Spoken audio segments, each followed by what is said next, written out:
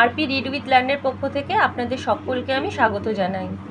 তো তোমরা নিশ্চয়ই দেখতে পাচ্ছ আমার সামনে কবিগুরু রবীন্দ্রনাথ ঠাকুরের লেখা সহজ পাঠ দ্বিতীয় ভাগের অষ্টম পাঠ খোলা আছে। এর কারণটা কি? এর কারণ হলো যে আজকে আমি আমার দ্বিতীয় শ্রেণী ছোট ছোট ছেলে মেয়েদের সঙ্গে কিন্তু ক্লাস করব। তাদের সামনেই দ্বিতীয় পর্বে পরীক্ষা এগিয়ে আসছে, তাই তাদেরকে তো ভালো করে পড়াশোনা শিখে সেটাকে প্রিপারেশান নিতে হবে এবং যাতে তারা সহজেই প্রশ্নের উত্তর দিতে পারে সেটার চেষ্টাও করতে হবে। তো সেই কারণেই আজকে আমি ক্লাস 2 এর ছাত্রছাত্রী যারা রয়েছে তাদের সাথেই কিন্তু তোমাদের সাথে অর্থাৎ তোমাদের সাথেই আমি কিন্তু আমার এই পড়াগুলোই আলোচনা করব। তো চলো দেরি না করে তাহলে শুরু করা যাক। দেখো এখানে দেখো অষ্টম পাঠ, মানে যেখান থেকে তোমাদের দ্বিতীয় পর্বের পরীক্ষা কিন্তু শুরু। তো এখানে দেখো অষ্টম পাঠে প্রথমে যেই লাইনটা রয়েছে, আমি প্রত্যেকটা লাইন ভিত্তিক তোমাদের সাথে আলোচনা করব যাতে তোমরা সহজেই যে কোনো প্রশ্নের উত্তর দিতে পারো, ঠিক আছে? তো এখানে দেখো প্রথমে কি লেখা আছে, দেখো আরমানি গির্জের কাছে আপিস।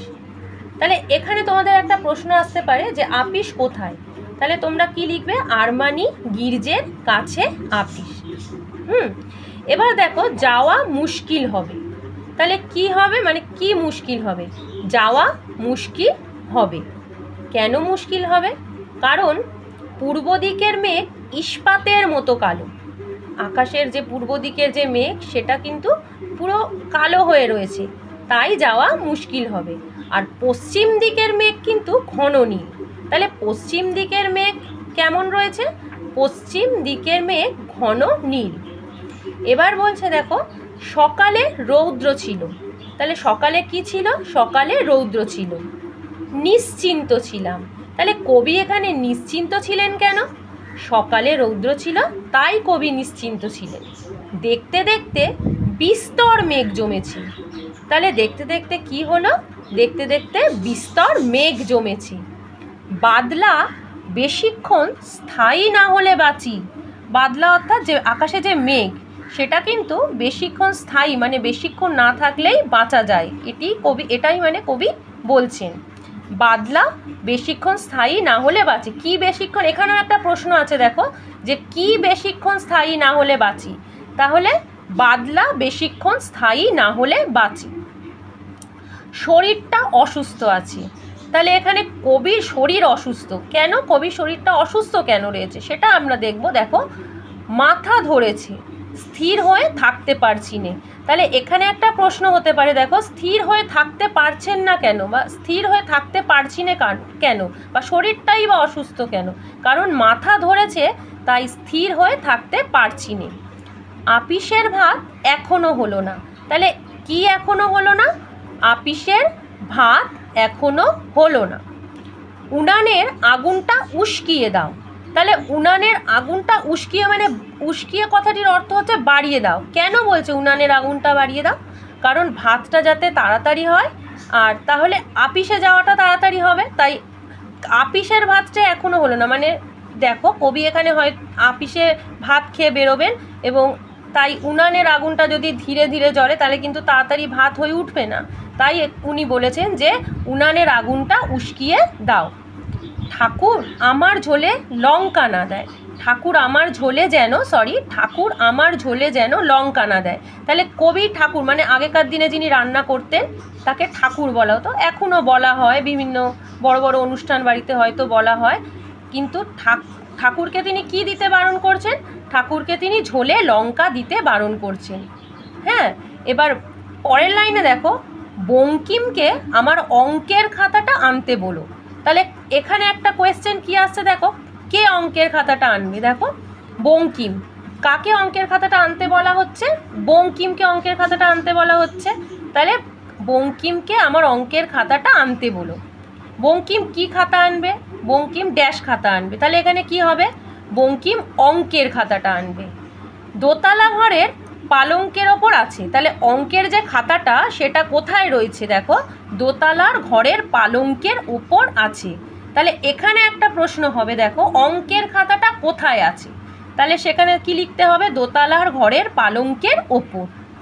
কঙ্কা খাতা নিয়ে খেলতে গিয়ে তার পাতা ছিঁড়ে দিয়েছে। এবারে কে অঙ্কের পাতা ছিঁড়ে দিয়েছে? কঙ্কা। কঙ্কা খাতা নিয়ে খেলতে গিয়ে, কি করতে গিয়ে কিভাবে খাতার পাতাটা ছিঁড়েছে? কঙ্কা অঙ্কের খাতা নিয়ে খেলতে গিয়ে তার পাতাটা কিন্তু অঙ্কের পাতাটা ছিঁড়ে দিয়েছে। তো এখানে দেখো অষ্টম পাঠের যে পেজ নাম্বার 20 এবং 21 তোমাদের সাথে আমি আলোচনা করলাম, তার মধ্যে কিন্তু অনেক কটাই কোয়েশ্চেন আমি তোমাদের সাথে আলোচনা করলাম যে কিভাবে প্রশ্ন আসতে পারে। এটা শূন্যস্থান হিসাবেও আসতে পারে, বা হয়তো সঠিক উত্তরের মাথায় দাগ দাও হিসাবেও আসতে পারে। এছাড়াও এক কথায় উত্তর বা প্রশ্ন উত্তরের মাধ্যম হিসাবেও কিন্তু বিভিন্ন রকম প্রশ্ন এই অষ্টম পাঠ থেকে হতে পারে। তাই তোমরা যাতে এই অধ্যায় থেকে যে কোনো কোয়েশ্চেন এলে সহজেই উত্তরটা দিতে পারো, সেই জন্যই কিন্তু আজকের আমার এই আলোচনা। আর আজকে আমি তোমাদের বিভিন্ন যে আরমানি, গির্জের এই কঠিন কঠিন বানানগুলো তো আমি রিডিং পড়ে মানে তোমাদের শুনিয়েছিলাম, বানান তখন করে দেওয়া হয়নি, কিন্তু এখন আমি তোমাদের কিন্তু এগুলো বানান করেও বলে বোঝাবো, যাতে তোমরা বানান করে সহজেই সেটা জানতে পারো, পড়তে পারো, আর পরীক্ষা প্রস্তুতিও নিতে পারো এবং সেটা খাতায় লিখতে পারো। দেখো এখানে যে রেফ মানে যুক্ত বিভিন্ন অক্ষর মানে দেখো বানানগুলি কিন্তু রেফের মাধ্যমে বা বিভিন্ন যুক্ত বর্ণের মাধ্যমে লেখা রয়েছে। এখানে কি লেখা রয়েছে দেখো, আ ময়রেফ আকার দন্তের নয়সী নি, আরমানি, ঠিক আছে। এখানে দেখো গয়সী গি বর্গে জয়রেফ একার র, গির্জের, আরমানি গির্জের। আরেকটি যুক্ত বর্ণের বানান আমরা এখানে পাবো, দেখো পয় দীর্ঘ পু বয়রেফ, পূর্ব। এবার দেখো এখানে কি লেখা আছে, হস্যই দন্তের শয় পয় আকার তয়কারে তে র, তের, ইস্পাতে। এখানে দেখো প তালবে শয় চয় হস্যি ম, পশ্চিম।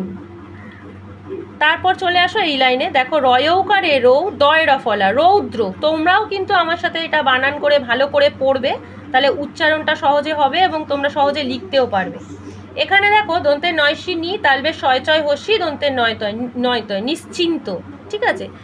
এখানে দেখো বয়সী বি দন্তের শয়তয় র, বিস্তর। এখানে কি লেখা আছে, বয়াকারে বা দয় হসন্ত দেওয়া, দেখো বয়কারে বা দ একটা নিচে হসন্ত দেওয়া, লয়কারে লা, বাদলা, ঠিক আছে। এই চিহ্নটিকে কিন্তু হসন্ত বলা হয়।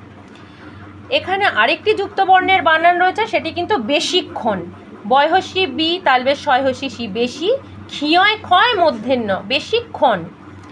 তারপর দেখো দন্তের শয়থয় আকার অন্তস্তয় দীর্ঘি, স্থায়ী। বাঁচি বানানটা কি, বয়চন্দ্রবিন্দু আকার চয়হস্যি চি, বাঁচি। এখানে দেখো অসুস্থ, অ দন্তের শয়সু সু দন্তের শয়থয়, অসুস্থ। স্থির বানানটা দেখো দন্তের শয়থয় হস্যি র, স্থির। আপিসের ভাত, এগুলো তো সোজা, মোটামুটি তোমরা অবশ্যই বানান করে করে পড়ে পড়ে লিখলে পারবে। এখানে আর একটা বানান দেখো উস্কিয়ে, হস্যৌ দন্তের শয় নিচে একটা হসন্ত, উস কয়সি কি অন্তস্তয়কারে কিয়ে, উস্কিয়ে। এখানে দেখো ল উঁয় কয় আকার, লঙ্কা। এখানে বঙ্কিম বানানটা দেখো ব উঁয় কয় হস্যি ম, বঙ্কিম। যেহেতু এখানে বঙ্কিম কে বলা হয়েছে, তাই এর সঙ্গে কে কথাটি যুক্ত করা রয়েছে, কয়েকারে কে, বঙ্কিম কে। এখানে দেখো অ উঁয় কয় একার র, অঙ্কের। তারপর আমরা নিচের লাইনে চলে আসছি, দেখো পালঙ্কের, পয়কারে পা ল উঁয় কয় একার র, পালঙ্কে। তারপর দেখো কঙ্কা, ক উঁয় কয় আকার, কঙ্কা। এখান থেকে পরের লাইনে গিয়ে একটা ছিঁড়ে, ছয় চন্দ্রবিন্দু হস্যি ডয় শূন্য রয়কারে রে, ছিঁড়ে। তো এখানে দেখো অষ্টম পাঠের যে পেজ 20 এবং 21 যে আলোচনাটা, অষ্টম পাঠের যে পড়াটা আমি আলোচনা করলাম, তার মধ্যে যে যুক্ত বর্ণগুলি রয়েছে যেগুলো তোমাদের পড়তে একটু অসুবিধা হবে, সেটা কিন্তু আমি বানান করেই তোমাদের পড়িয়ে দিলাম। তো আশা করি তোমাদের অষ্টম পাঠের 20-21 তোমরা সহজেই পড়ে সেটা রিভিশন করতে পারবে, খাতায় লিখতে পারবে, এবং পরীক্ষার সময় কিন্তু দ্বিতীয় পর্বের যে পরীক্ষাটা তোমাদের এগিয়ে আসছে, তোমরা কিন্তু এই পরীক্ষাটা ভালোভাবে দিতে পারবে। তো আজকের আমার এই ভিডিওটা এখানেই আমি শেষ করছি। এরপরে সহজ পাঠের আরেকটা ভিডিও, মানে এই দ্বিতীয় পর্বের মূল্যায়নের আরেকটি ভিডিও নিয়ে আমি আবার হাজির হব তোমাদের কাছে। তো আমার এই ভিডিওটা তোমাদের কেমন লাগলো সেটা কিন্তু আমাকে একটা লাইক কমেন্ট করে জানিও। আর অবশ্যই আমার ভিডিওটা যদি ভালো লেগে থাকে তাহলে প্লিজ আমাকে একটা সাবস্ক্রাইব করো। তো আজকের মতো আমার ভিডিওটা এখানেই শেষ করলাম, আবার দেখা হবে আমার পরের ভিডিওতে। টাটা।